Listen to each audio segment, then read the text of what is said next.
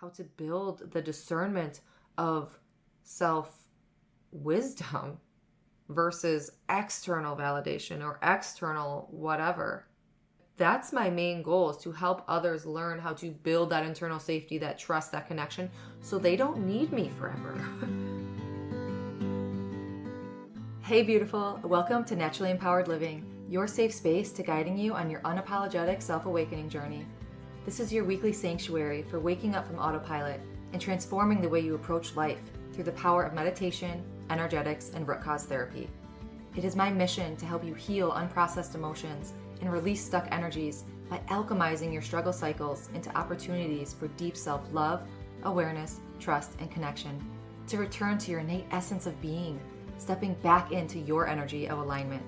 Because here, we honor all parts of ourselves, the messy and the magic, the shadows and the light, embodying all parts that make you, you. So if you are ready to get to the root of cultivating real change, get cozy, grab your journal and maybe favorite crystals, and let's discover our power within together. Hello, and welcome back to another episode of the Naturally Empowered Living podcast. This is your host, guide, and mentor in all things energetics, emotions, and self-awakening, Jenna Smith. And I cannot believe that we are already here. Like, we are at the very last episode of our month of listener write-in submissions. Oh my gosh, I have enjoyed this so much. Like, it has been truly a gift. Like, I love hearing from you. Of course, I know I've said this, countless times, but I just love hearing your questions, your experiences, your curiosities, right? Like what you're getting from the show, like what additional add-on questions, or like you want to go deeper. And oh my gosh, it just, I could feel how many of us are walking this path, right? This path of awakening together, this path of true conscious awareness. Like, we are here wanting to show up, wanting to break these cycles, these karmic, like we are these karmic alchemists, right? Oh my gosh, walking this emotional and energetic path together. I'm just so thankful. So thank you for showing up the way that you have and for being here on the show. Just all the love.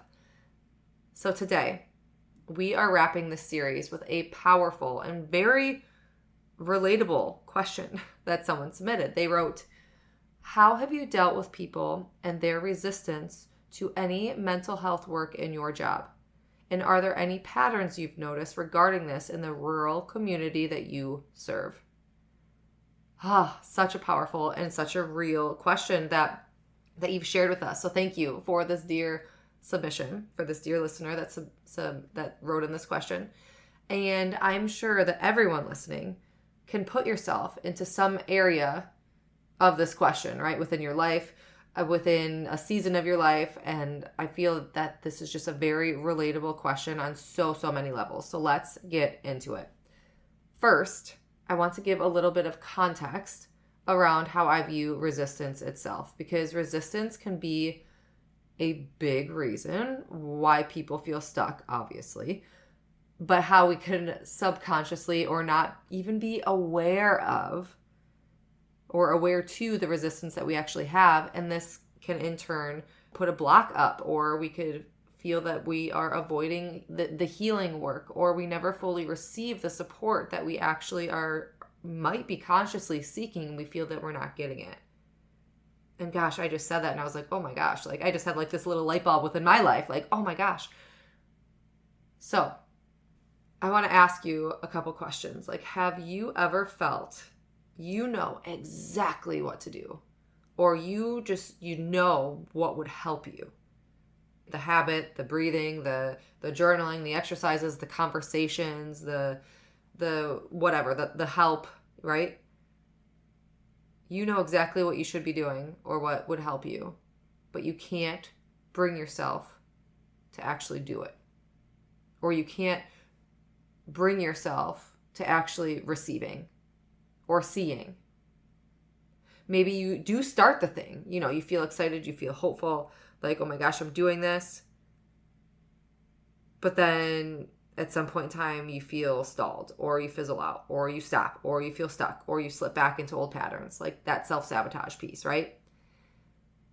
that is resistance in some wave of the resistance spectrum. And I'm sure that you could probably guess, because you're not new to the show. And if you are, I'm so thankful that you're here. Oh my gosh, so many juicy episodes lately. But I'm sure that you've probably heard before. And if not, take a minute to truly hear this. That conscious willpower alone may not always be able to resolve or heal or do or receive. And in this instance, heal or release the resistance. That conscious willpower, that conscious awareness most definitely is a step. Like step one is obviously being aware, right? But we are still in that awareness phase when we get frustrated. Like that same cycle keeps happening, or why do we keep sabotaging XYZ? Why am I seeing these same patterns, happening in my life? I'm starting to feel this momentum and then it halts, or I self-sabotage, or whatever that thing might be, right? Like insert your personal life situation here. This is not laziness. This is not, I must not want it bad enough. It's not failure. And it's not that your conscious willpower isn't strong enough. By golly, like that conscious willpower is necessary. However, resistance is a subconscious protective mechanism within you. It's a program tucked deep inside your nervous system, built to keep you safe or familiar or unchanged because of a past experience or a past pattern or something at some point in time. Your nervous system put that block up and it has compounded. That energy has gotten stuck. That emotion possibly has been unprocessed. So even when the thing that we want to change is actually what would free us, right? Like think of that crazy cycle. I think of this all the time. Like, gosh, like this is what I want. When the thing that we want is actually what would free us, but why can I not reach it? That's why so many of us, then we give up. Like this is why those nervous system imprints are so important. Like, yes, they had their place. Yes, there was a moment when they were created in a moment of survival. However, in your present life, they may no longer be serving you. So when they pop up as these protective mechanisms, as these self-sabotaging cycles. I tell clients that resistance is like driving with your emergency brake on. Like you could absolutely move forward, but you're going to burn energy. You're going to feel the friction. And here's the part that a lot of us miss is that resistance can actually be a trapped, unprocessed emotion. It could be a stored no, or a stored fear, or a stored anger, or a stored overwhelm, or resentment. Something within the body once did not have that capacity to process, so it became a block instead of a release. And when we understand that resistance is another protective mechanism, we might be able to insert it into the process of awareness, somatic processing, release, to bring that nervous system back to calm, to release that emotion, to bring our body back into safety, back into presence. So we might be able to have that perspective shift here. When resistance is simply, I know it's like, oh my gosh, like this is life, right? Like how do you say resistance is simply another protective mechanism? But looking at the big picture, it could be another stuck, trapped emotion within our bodies. So this submission actually came in before last week's episode. But I wanted to record last week's episode first, the shadow work, protector parts, orphan parts, repressed, suppressed parts explained. Because now, given the context of we kind of talked about protector parts, if you want a deeper dive, if you didn't listen to episode 160 yet, last week's episode, you could check out that episode after you listen to this one to really get more of a deep dive into what these parts are and the roles that they served and how they still feel that they are helping us survive, but they may not be serving us in these present moments. But to really give you that validation and understanding of us all having parts. So now, let's kind of jump back into this submission. This question is, how have you dealt with people and their resistance to any mental health work in your job? And are there any patterns you've noticed regarding this in the rural community that you serve? I really want to drive this home is that having resistance, consciously or unconsciously, it's not that you don't want to or aren't ready to. It's that your nervous system may not feel that healing is safe or releasing this block is safe yet to receive, to do, to change, or whatever that over the bridge is for you. So resistance doesn't always show up as I don't want this or I don't want to do this. It could be subtle, like those protector parts of I'm just too busy right now, or I don't want to make a big deal out of this, so I'm just going to not speak up. Or I'll wait until things settle down and then we'll have the conversation. Or overthinking, procrastinating, feeling overwhelmed, shutting down, minimizing your pain, holding everything together for everyone else, being that people pleaser. I just kind of summarized those parts from last week's episode. Like that could also be a form of resistance. And even deeper than that, you could fear discomfort. You could fear comfort. You could fear change, fear what might surface if you do dive into XYZ, or the fear of feeling something big that's been stored for years and oh my gosh, am I going to re-traumatize myself? Fear of being seen, fear of losing the familiar identity that's lived inside of you for so long. Resistance can be, and a lot of times is, a trust wound trying to protect a gentle part of you. Again, being that protector part. If I do this, what if this happens? Or, it's a fear of safety is being jeopardized. So absolutely, I have most definitely worked with a lot of people who hold some sort or some form of resistance. And how we work through that is by meeting the resistance instead of fighting it. Learning what it's protecting. Getting curious, working with the nervous system, connecting with the body, helping people reconnect with their own inner safety and possibly rebuild that inner safety, guiding them back to a place where healing feels possible, feels safe, they feel understood and comforted and loved instead of overwhelming or in fear or jeopardizing safety. So that is how I approach resistance. Just like any other stored emotion, just like any other protective part or suppressed emotion or limiting belief, is we meet it instead of fighting it. And we stay curious and learn with compassion and love and understanding to gently bring the safety back, to bring the awareness that this might not be serving me in my present life. And we could reparent and bring that neuroplasticity piece into play. So root cause therapy, absolutely. I work a lot with resistance. And now to the second part of the question. Are there patterns that you've noticed regarding this in the rural community that you serve? Again, absolutely. There are absolutely patterns that I've noticed in a small town community that I serve. And I want to bring this part up as of, any question that I respond to. But bringing this specific piece of the question into the equation, I want to preface with so much compassion, so much love, because it takes a lot of vulnerability, let alone to potentially heal or tell your story or to share vulnerable things with a stranger or with someone that you know that you might not possibly ever see again, right? It brings another level of vulnerability into the equation. And I want to bring so much compassion because these patterns or these feelings or this resistance, they don't come from nowhere, right? They come from possible generations of conditioning, of survival tactics, of culture. So living in a smaller town or a rural community possibly might bring additional worries or being nervous of what others might think or say or whatever that internal dialogue is within you.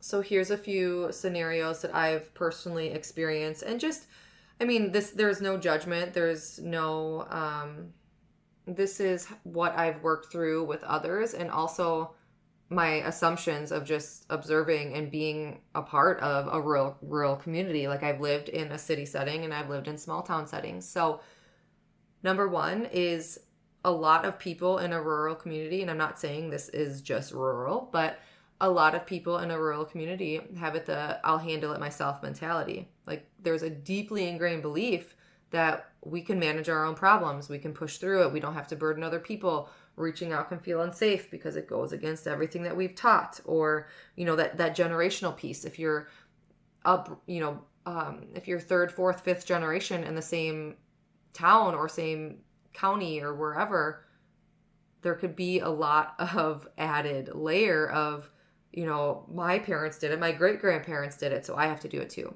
Or I can't show signs of struggle or whatever. Another one is emotional privacy. Absolutely. In smaller communities, like vulnerability, I kind of already touched on this, but vulnerability can feel risky. The fear of being talked about or judged or misunderstood or labeled.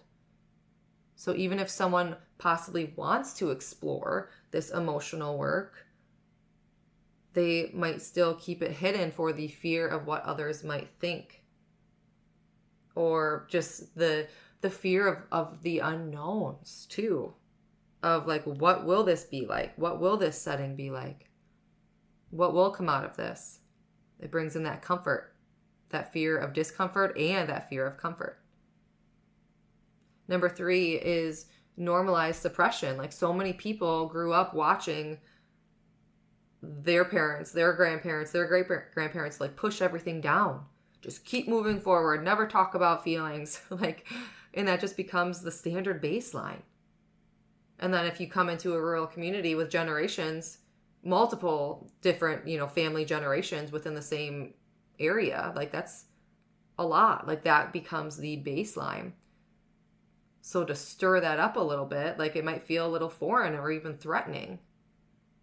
And lastly, it can be a big nervous system overload. And again, these examples that I'm sharing aren't necessarily solely for the rural community setting. Nervous system overload can come, to anyone and everyone. It's just like different capacities, or it may look different in different cultural settings and different environmental settings. So the nervous system overload, when someone has lived their entire life in a rural community or in the same community, or lived their entire life in survival mode, the idea of slowing down or change can feel terrifying. Absolutely terrifying. Like that body interprets that introspection as danger. This is unfamiliar. This is not okay. So then I think I've shared this before on the show. I'm not sure within this past month series, but to really aid in not overloading or overwhelming the nervous system or flooding the nervous system, I have like a water faucet analogy that I learned through my work, my certifications through the Center for Healing, that if you turn the water faucet on full bore, like, 0 to 100, and the water's like, the pressure's high, it's like, it's as high as it can go, as hard as the water can go.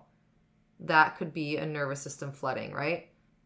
But you also have the ability to turn the water off. And you have the ability to turn on the water just a little bit to let trickles in. And then you could turn it off. And then you could turn it on a little bit more, and then you can turn it off. Okay? So that little bit of exposure, I know there's a whole modality of exposure therapy, right? But we are here to not overload or not overwhelm the nervous system. That is not the goal.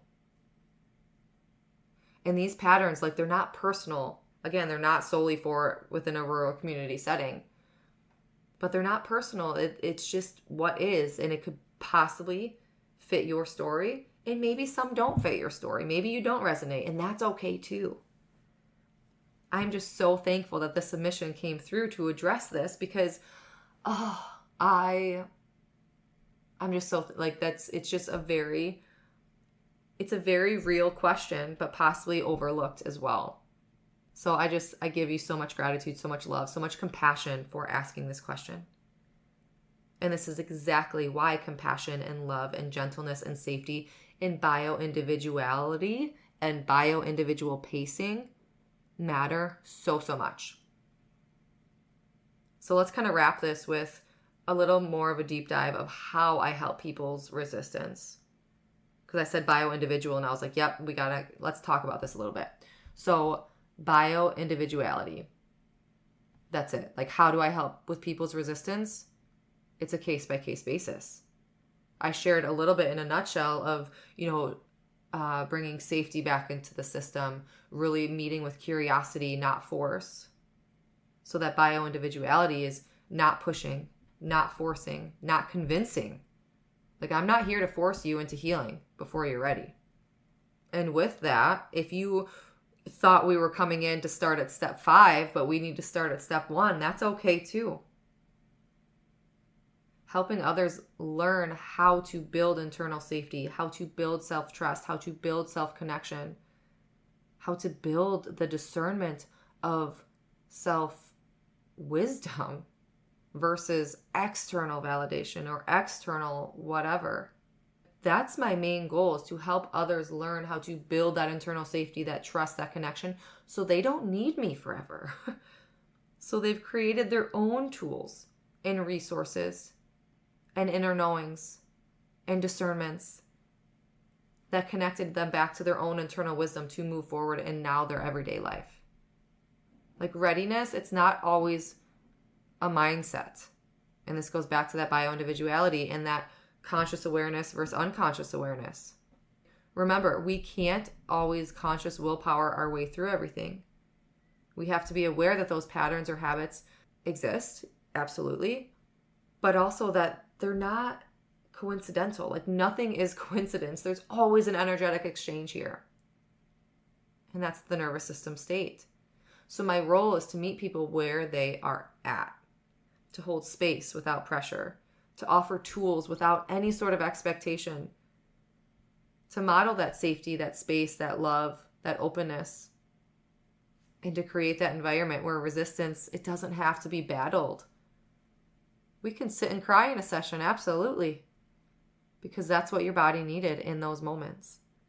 Like, it gradually happens. And when we build that trust in the knowing of this is going to unfold exactly as it is meant to, and I trust that, I mean, that's so powerful. So I allow their systems to lead. Like, healing is not just choosing, right? It's not forcing. Healing is allowing, is being, is accepting and honoring. And I honor my clients' timelines. I honor my clients' bio-individuality, like, not mine. I say prayers before every single session, setting intentions, yes.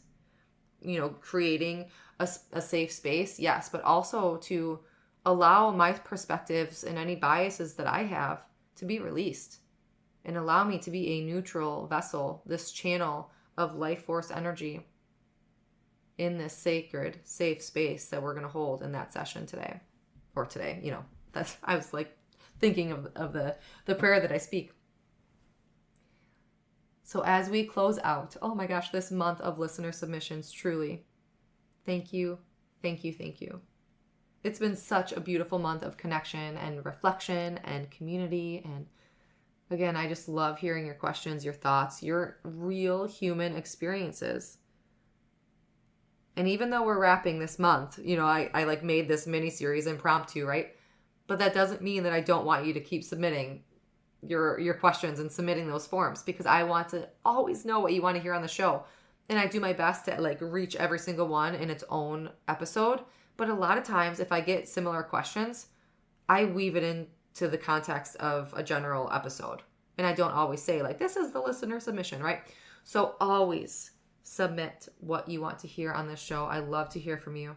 You could grab the link to submit what you are struggling with, what you desire, any deeper context or philosophies or approaches or whatever you want to hear on the show. Grab the link to submit in the show notes of this episode, and it's even in the description of this show at all times. So I hope that this episode today has helped you notice where possibly some resistance lives within you. I had a couple little aha moments as I'm talking for me, for my personal life. So we're not looking at resistance as a flaw or like, oh my gosh, what is wrong with me? Okay? It's solely communication. It's solely awareness. And what are you going to do with that awareness? Okay? Allow it to be a doorway into deeper self-trust, self-connection, and self-love for yourself. Thank you so much for being here. I will see you next week for a brand new month. Oh my gosh, the final month of 2025. Like how? so many good things ahead. I cannot wait to be alongside of you. So until next week, as always, simply be you. You have everything inside of you to learn your energy of alignment and be unapologetic in who you are. I'm sending my love and so much light. Did you find this episode free or empowering? Please read my review. Tickle, boop. Thank you for spending the sacred time with me on Naturally Empowered Living. If this episode brought you closer to stepping into your energy of alignment, I'd love for you to leave a written review and share how this show has supported your journey. Your feedback truly lights me up and helps others find the space of transformation. And sharing it with someone who might need it spreads the ripple of healing even further. Be sure to check the show notes for ways to connect with me and explore personalized healing sessions and mentorships to deepen your self-awakening journey. Thank you. I appreciate all you are and all you do.